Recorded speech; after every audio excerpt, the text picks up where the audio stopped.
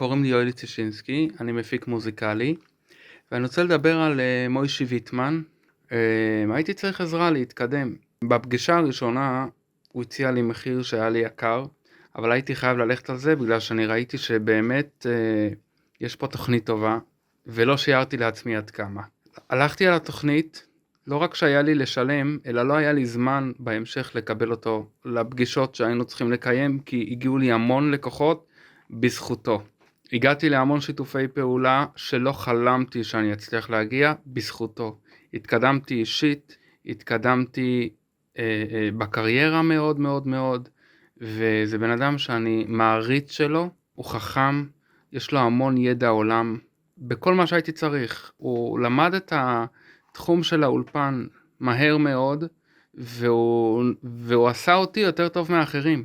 הוא עשה אותי יותר טוב מהמון אחרים, לא אומר מכולם, אבל כל מיני אחרים שעושים עבודה, ואמרתי למה הם עושים ואני לא, היום אני עושה את זה, והם באים אליי לקבל שירות, ואני מודה לו על כך. ואם אתם רוצים לשמוע את הסיפור שלי אישית, אתם יכולים להתקשר אליי, ליצור קשר, ואני אשמח להמליץ עליו אישית לכל מי שצריך. אדם נאמן ועושה רק מה שהוא יכול, ויש לו המון המון המון יכולות. מומלץ בחום.